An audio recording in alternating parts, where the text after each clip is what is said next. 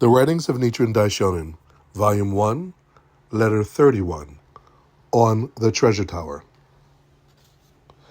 I have read your letter with great care. I have also received your offering to the treasure tower of 1,000 coins, polished rice, and other articles. This I have respectfully reported to the Gohonzon and to the Lotus Sutra. Please rest assured. In your letter you ask, what is signified by the thus come one many treasures and his treasure tower, which appeared from beneath the earth? The teaching on the treasure tower is of great importance. In the 8th volume of his Words and Phrases of the Lotus Sutra, the great teacher Chien Tai explains the appearance of the treasure tower. He states that it has two distinct functions: to lend credence to the preceding chapters and to pave the way for the revelation to come. Thus, the treasure tower appears in order to verify the theoretical teaching and to introduce the essential teaching. To put it another way, the closed tower symbolizes the theoretical teaching and the open tower the essential teaching. The open tower reveals the two elements of reality and wisdom. This is extremely complex, however, so I will not go into further detail now. In essence, the appearance of the treasure tower indicates that on hearing the Lotus Sutra, the three groups of voice hearers perceive for the first time the treasure tower within their own lives. Now Nichiren's disciples and lay supporters are also doing this.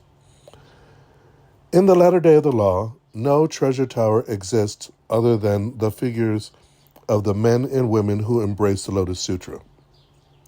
It follows, therefore, that whether eminent or humble, high or low, those who chant Nam-myoho Renge-kyo are themselves the treasure tower, and likewise are themselves the thus come one many treasures.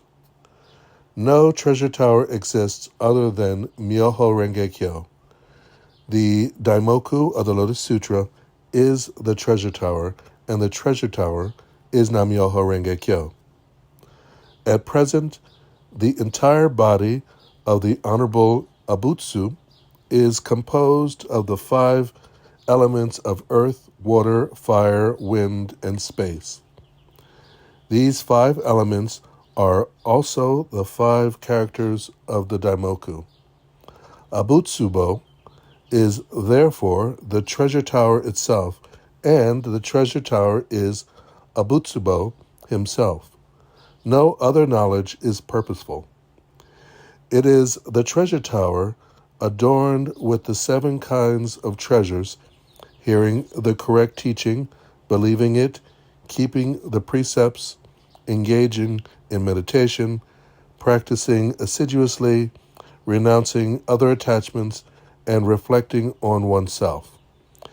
You may think you offered gifts to the treasure tower of the thus come one many treasures, but that is not so. You offered them to yourself. You yourself are a thus come one who is originally enlightened and endowed with the 3 bodies.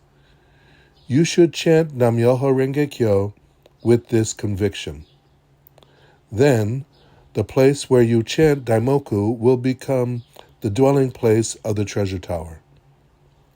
The sutra reads, if there is any place where the Lotus Sutra is preached, then my treasure tower will come forth and appear in that spot. Faith like yours is so extremely rare that I will inscribe the treasure tower especially for you. You must never transfer it to anyone but your son. You must never show it to others unless they have steadfast faith. This is a reason for my advent in this world. Abutsubo, you deserve to be called a leader of this northern province.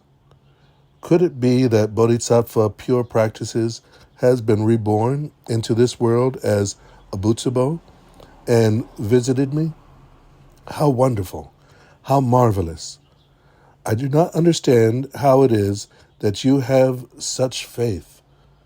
I will leave it to Bodhisattva superior practices when he appears, as he has the power to know these things. I am not saying all this without good reason.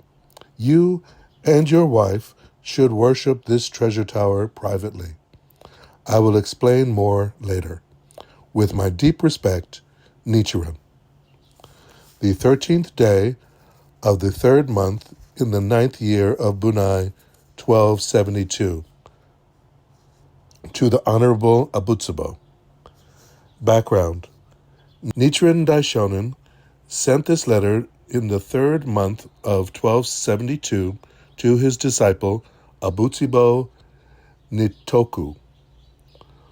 One story has it that Abutsubo was a samurai who had accompanied the retired Emperor Juntoku to Seto when he was exiled there as a result of Jokyu disturbance of 1221. It is more likely, however, that he was a native of Seto Island. In either case, he was a long-time resident of the island. He went to Sukahara to debate with the Daishonin and was converted to the Daishonin's teaching. He and his wife became loyal supporters of the Daishonin and brought him food and other necessities for much of the time he was on the island. After the Daishonin took up residence at Mount Manobu, Abutsubo made at least 3 visits there, despite his advanced age. He died in 1279 at the age of 91. The treasure tower, described in the Lotus Sutra, is of awesome proportions, and its meaning puzzled Abutsubo. In this letter, the Daishonin gives his aged disciple a striking glimpse into the reality of life. The ceremony depicted in the Lotus Sutra is not a historical event during which a colossal jewel-encrusted stupa actually emerged from the ground. Rather, the appearance of the treasure tower symbolizes a ceremony of life. It is a metaphor for the emergence from deep within the human being of the highest state of life.